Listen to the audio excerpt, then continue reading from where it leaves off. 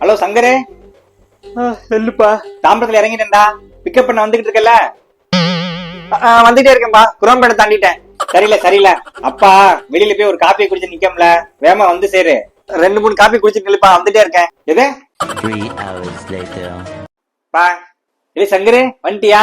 எப்படில இருக்க? ஏன் இவ்வளவு நேரம்? வர வழியில ட்ரெயின் பஞ்சர்ப்பா, அதான் நிப்பாட்டிட்டான். ஓ அப்படியா? சரில சரியா? கெத்தா டாக்ஸில வந்து கூட்டு போவோன்னு பார்த்தேன். வர்றாங்க.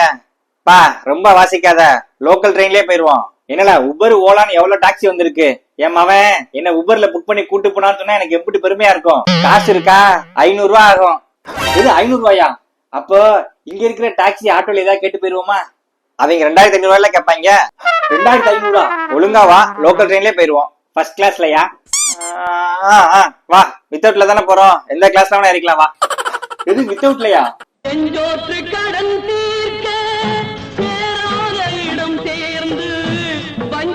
சங்கரு ரொம்ப பசிக்குதுடா, சாப்பிட என்ன பிளானா? காலையில ஒரு டீ ஒரு வடை, அதுதான் பிரேக்ஃபாஸ்ட். என்ன சொல்ற? என்னப்பா கஷ்டமா இருக்கா?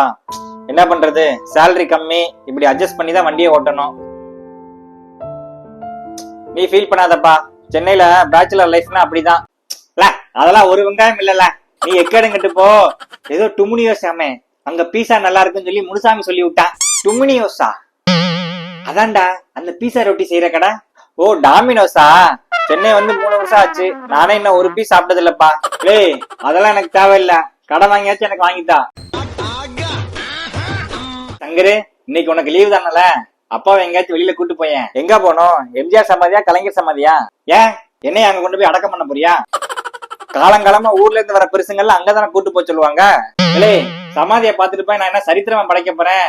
ஏதோ பீனிக்ஸ் மாலை விஆர் மால் இருக்காமே, அங்கெல்லாம் கூட்டு போனா குளிர்ச்சியா இருக்கும்ல. ஆஹா பையன் கண்டுபிடிச்சிட்டான். நீ பண்றதெல்லாம் பார்த்தா என்னைய பாத்துட்டு போக வந்த மாதிரி தெரியலையே, நீ ஏதோ ஜாலி பண்ண வந்த மாதிரில இருக்கு.